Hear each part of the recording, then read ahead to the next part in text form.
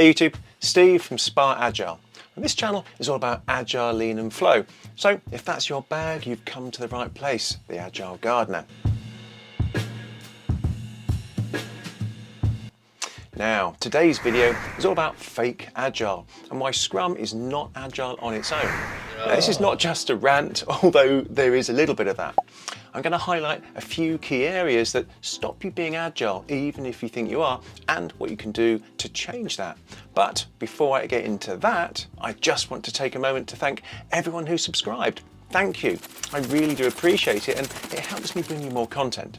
And to show my thanks, I'm going to give away 5 free 1-hour one-on-one coaching sessions on any Agile topic you like. Okay, it's not an iPad Pro, but I'm a small channel. Now maybe you're new to Agile or want to be a Scrum Master. You'd be surprised how much you can pick up in a 1-hour session. And it's a safe space, so there's no silly questions, just support and help. Now to win one, you'll need to be subscribed and message me on this email address when I reach 2,000 subscribers. The first email I get when I hit 2,000 will win the first 1-hour session. To win the next session, mail me when I reach 2,100, the next at 2,200, the next at 2,300, and the final one at 2,400 subscribers. As before, the first email I get when I reach each of these targets wins. Right, back to fake Agile. Now, in my experience, especially over the last 10 years, I've seen so much fake Agile going on. Whether that's people trying to make Scrum work, using Kanban, extreme programming, or just trying to follow the Agile Manifesto.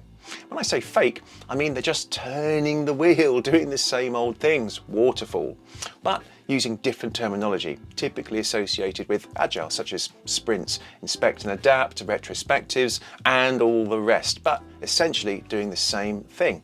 Getting no benefit, in fact, worse than that, as they've added additional meetings, adding no value, but kidding themselves they're Agile, so just basically wasting time. And think about what Agile really means. It's human being centric. It's about flexibility, sustainability, self-organization, adapting to change, and essentially customer centricity, getting value to them fast. Now that begs the question, what is value and how fast should we get it to them? Well, value is delivering something positive to them that enhances the way they interact with the product or service. How fast? Every day, or at least every week. And so this begs a further question, how will you know if what you've delivered provides a positive experience for them? Well, you'll know from their direct feedback because you need to be collaborating and communicating with them on a daily, possibly hourly basis. This fast feedback with the actual customer often never happens at all. It's handled by some sort of middle layer or third party, and this is where fake Agile rears its ugly face. Now, you need direct contact with the client daily because very often the client doesn't know exactly what they need. So this needs to be explored together, and introducing a middle layer or proxy for this dilutes understanding and just increases decision latency. Now, in complex problems, the solution isn't predictable at the start, and as you start to work on it, the nature of the problem changes. That's why it's so important to have this very close working relationship. Now, if you don't have true self-organizing teams, then you can't be Agile. So let's talk about that. So what does self-organizing really mean? Well, firstly, it means there's no hierarchy in the team. No one reports to anyone else within the team. They work on a level playing field together.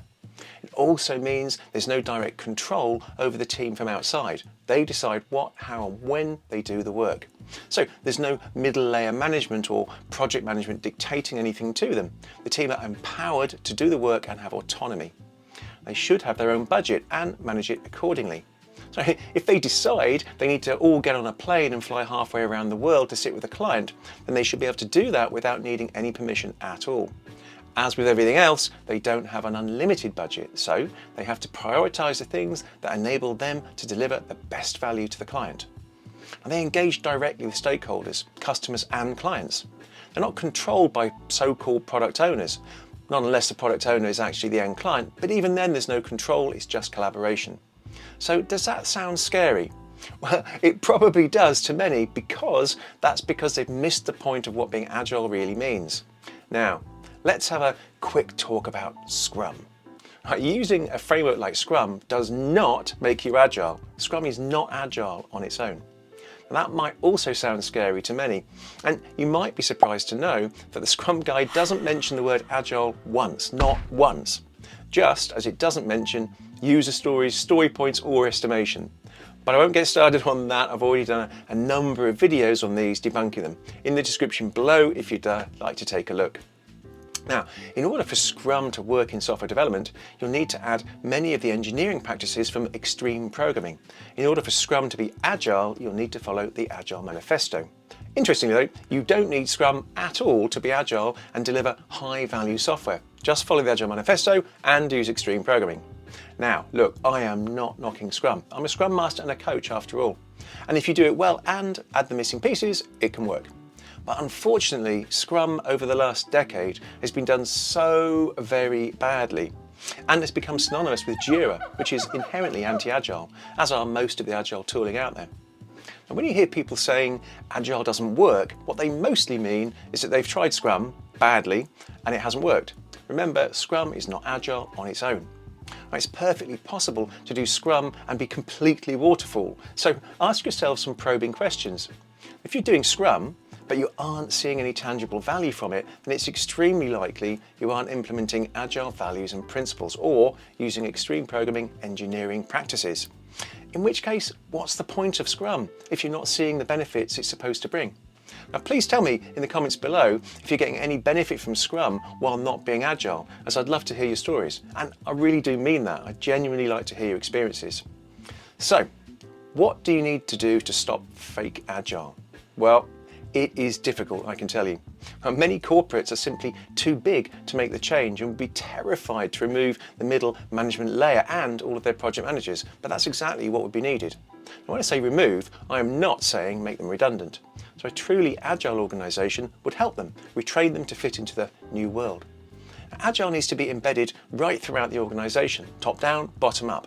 So a company-wide restructure is needed to dramatically flatten the hierarchy, provide autonomy and reduce decision latency. An organisation's culture comes from its structure. So if you don't change that, then you're starting from a losing position. Also, organisations need to allow their customers in. They need to speak to them, engage with them, collaborate with them, not just at the leadership level. This access needs to go right down to the people actually doing the work. Now, ironically, this is often the last thing organisations want, as they're too scared to talk to their customers. I say ironically because these organisations are purportedly being agile, which is all about openness and transparency. And most leadership I've observed could really do with a mindset shift to servant leadership. That would be a great place to start. And we need sustainable development. I've seen so many organisations over the years have an almost sweatshop culture and mentality. And I'm sure you've experienced this before. You're getting close to some sort of big release and you're being asked to work late and over the weekends for weeks on end. And that cycle just keeps repeating and repeating. Now, sustainable development is needed in order to keep a regular pace day in, day out, week in, week out, all throughout the year. It helps predictability and is crucial to deliver high quality products and services, avoiding burnout so people are less likely to go sit on sick leave, plus it increases well-being.